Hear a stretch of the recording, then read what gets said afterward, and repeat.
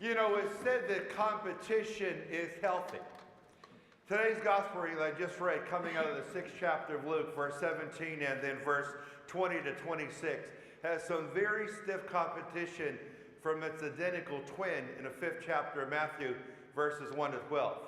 Both of these sections, the one from Luke and the one from Matthew, both of these are known as the Beatitudes of Jesus. One is called in Matthew the Sermon on the Mount, and today's gospel I read is called the Sermon on the Plain. And let's take a look at the difference between the two. So what we want to look at is the Sermon on the Mount from Matthew's gospel. Now, we're just going to look at verse 1 to 3a in the 5th chapter of Matthew. It says, when Jesus saw the crowd, he went up on the mountaintop. And after he sat down, his disciples gathered around him and began to teach them, saying, Blessed are thee. Now, that is called the Sermon on the Mount. And it's called the Sermon on the Mount because if you look at the top sentence, there it is. Jesus went up the mountaintop there to deliver the Beatitudes. Blessed are the poor in spirit, blessed are the merciful, blessed are those who show peace to others. That's the Sermon on the Mount. Now, Jesus gives an identical sermon again in the 6th chapter of Luke, but it's called the Sermon on the Plain. Let's take a look why. So let's move to today's gospel reading section. So we're going to look at verse 17 and verse 28 out of the 6th chapter of Luke. This is again the Beatitudes, the lead into the Beatitudes. Jesus came down with the 12 and stood on a level stretch of level ground with a great crowd of his disciples, a large number of people from all Judea and Jerusalem and the coastal region of Tyre and Sidon.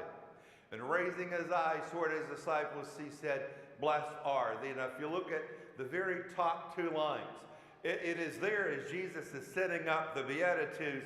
Jesus delivers the Beatitudes here from a stretch of level ground.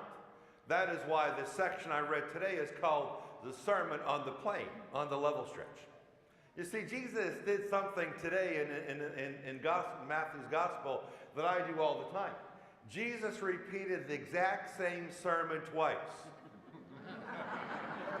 I repeat the exact same sermon 3 times. Once on a Saturday night, one at 8:30, and one at 11 o'clock. Now, how Jesus speaks to me is he gave the same sermon twice from 2 different locations. Once from a mountaintop in Matthew's version, and one from a level stretch in Luke's version. I give the same sermon from the same spot. Mine would be called Father Ken's sermon from the same spot. I just give it from right here. But the important thing is, Jesus realized having a beatitude is so important. It is the only time in the 4 Gospels and all the preaching Jesus does, it is the only time he repeats a sermon. Jesus had the ability never to repeat a sermon, but for some reason he repeated this sermon near verbatim. Because Jesus believed having a beatitude in your life was very important. Now, in order to understand that, we have to check and look at the etymology of the word beatitude. Let's take a look exactly what that word means. Beatitude. The first part, bea means good. Attitude means disposition. So beatitude means having a good disposition. Blessed are the poor in spirit. Blessed are the merciful. Blessed are the gracious. Having a good disposition, a good outlook in life. How important that is. You know, life offers a lot of struggle for nearly everyone on the face of this earth. Life has its ups, its downs. Life has its moment of joy and victory, and life has its moments of angst and difficulty. But if you have a negative attitude, if you are pessimistic, then trying to get through what you have to get through is going to be near impossible. If you are dark and you just say to yourself, I'm defeated, I can't win, this is going to take me under, then it probably will. Because attitude, disposition, outlook is extremely important in life. If you are blessed with a beatitude, a good disposition, a good outlook, then that will help you deal with what you must face in your life. Because everyone deals with struggle. Sometimes the struggle you deal with in life is greater than other moments. Sometimes the mountain you have to climb is not high as it is on certain other times. But if you have a beatitude, if you have a good disposition, If you believe that the glass is half full rather than empty, you're in good position. If you believe that above every cloud that you have to encounter in life, there's always the sun, that's excellent. If you believe that next to every sand trap is a green, that's perfect. Having a good disposition, a good attitude. Looking as the best you can to the bright side of things.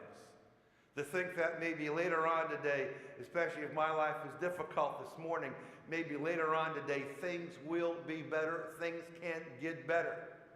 A beatitude. There was this fellow.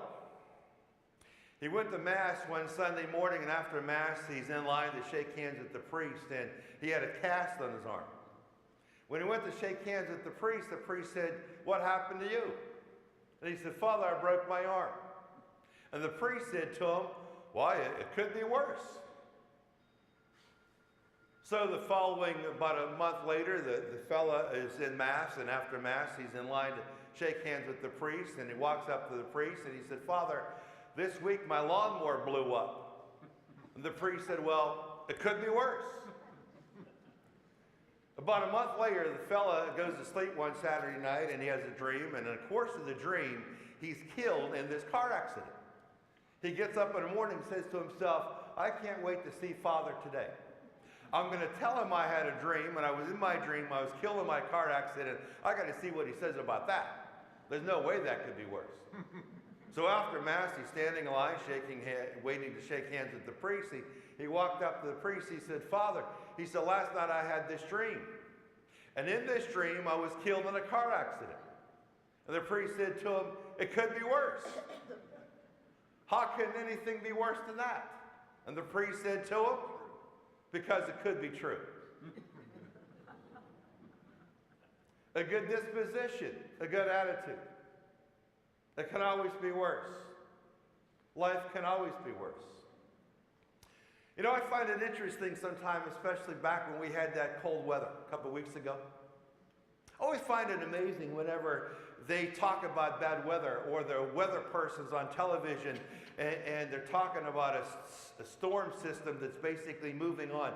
How do they end every weather story, especially if we're in the middle of a cold spell or a snowstorm or a thunderstorm? Well, what do they always say? "And the worst is yet to come."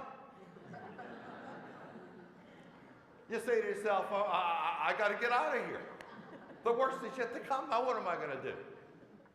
And usually the worst is already past. Wouldn't it be nice if in the middle of a story about bad weather, we get 6-7 inches of snow, we're only going to get another inch, if they would just stop the drama? If they would just say, "Fortunately, the worst has passed. We got a few more hours to face, but it's going to get better." Isn't that more comforting than to shut the TV off and most people watch the news just before they go to sleep? Now you're going to sleep realizing it's only going to be worse. Heavenly Father, take me tonight. It's only going to get worse. A beatitude.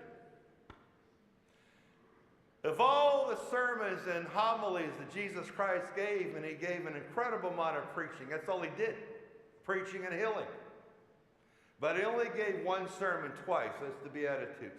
Once in Matthew, 5th chapter, once in Luke, 6th chapter, once from a mountain, the Sermon on the Mount, one from a level stretch, a plain, the Sermon on the Plain.